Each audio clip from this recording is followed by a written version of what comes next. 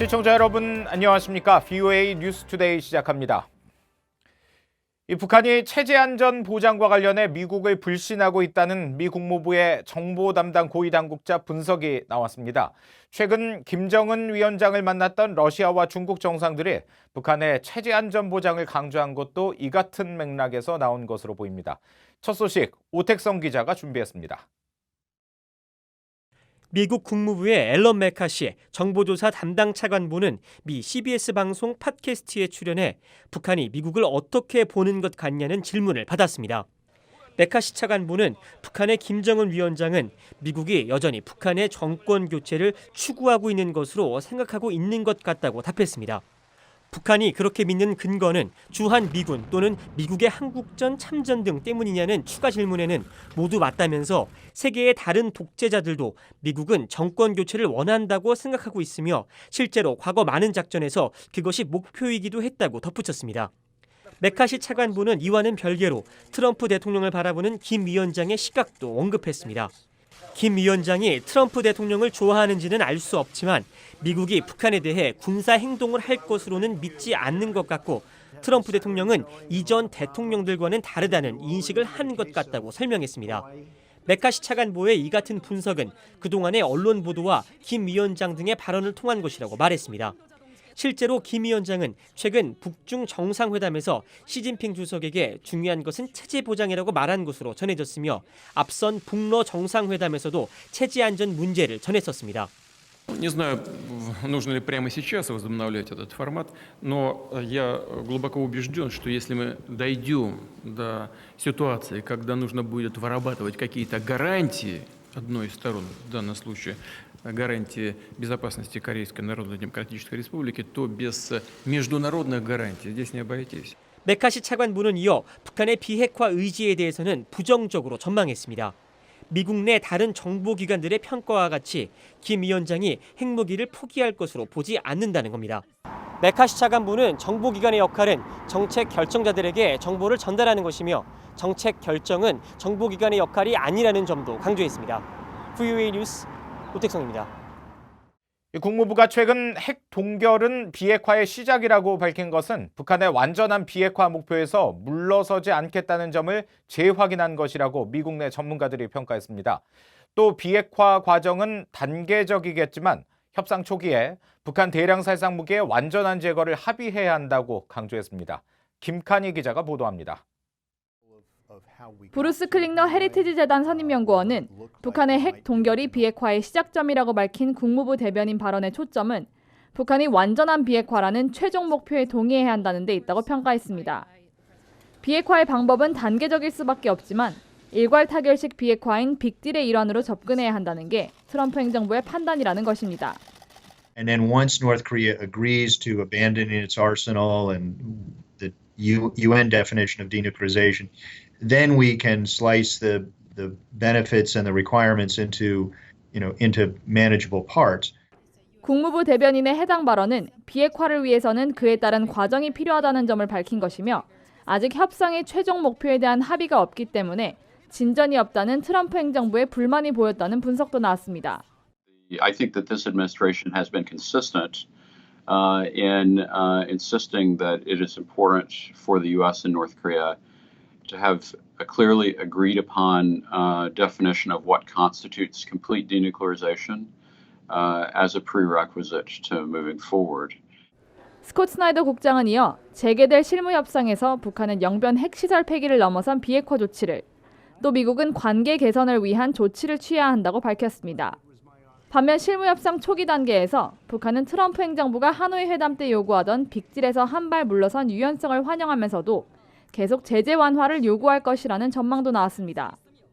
I can't see North Korea agreeing to any deal, even a small deal, without at least some sort of partial sanctions relief.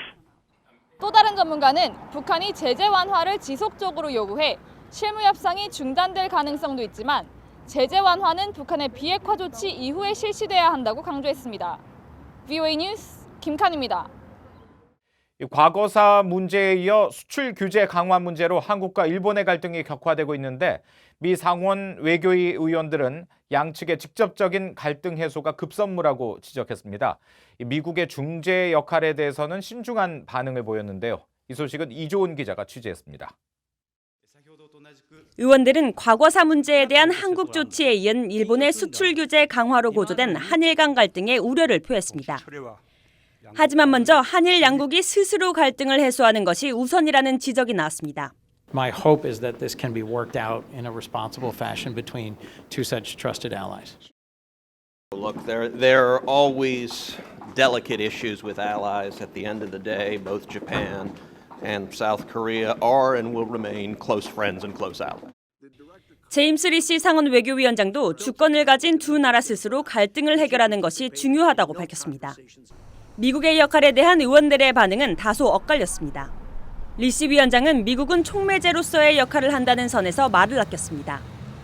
미국이 중재자는 아니라도 한일 문제에서 어느 정도 역할을 해야 한다고 밝힌 쿤스 의원도 구체적인 미국의 중재 역할에 대해선 가까운 동맹국으로서 서로를 존중하며 대할 수 있길 바란다는 메시지를 계속 전하는 것이 중요하다는 다소 원론적인 입장을 보였습니다. 하지만 벤 카딘 의원은 미국이 한일 갈등 중재자로서의 적극적인 역할을 해야 한다고 지적했습니다. We've had historic challenges between South Korea and Japan. They're both close allies of the United States. I've always encouraged the United States to have trilateral meetings in order to strengthen the ties between allies.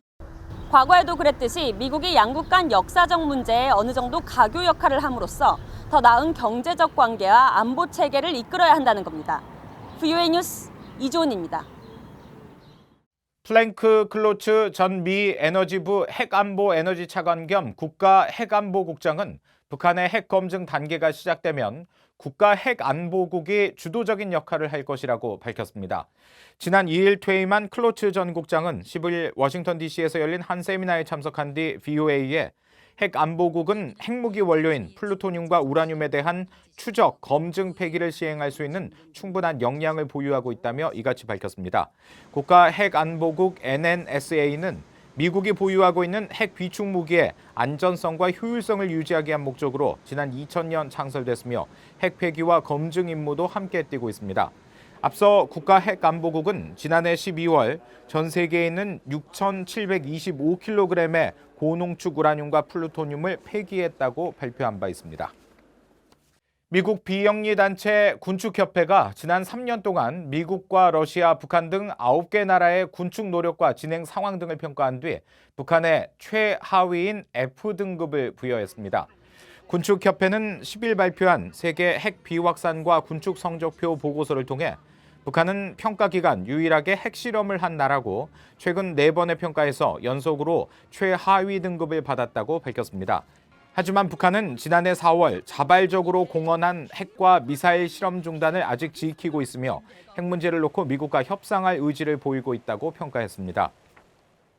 북한이 지난 4월 러시아로부터의 물품 수입을 크게 늘린 것으로 나타났습니다.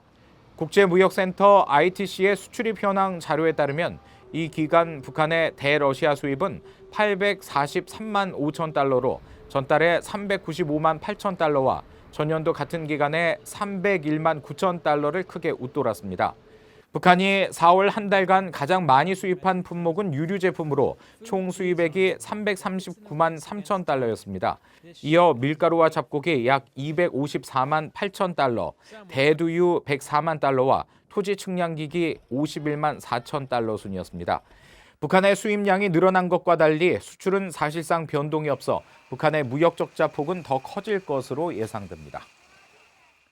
미국 연방 하원들이 북한 정권의 인권 유린을 비판하며 이를 개선하기 위한 관심을 촉구했습니다.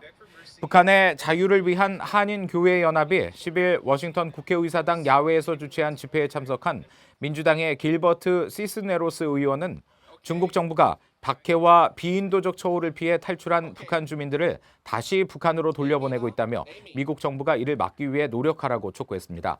같은 당의 KT 포터 의원은 주민들의 자유를 제한하는 북한 정권의 공포 통치를 변화시키기 위해 국제적인 관심과 압박이 필요하다고 말했습니다.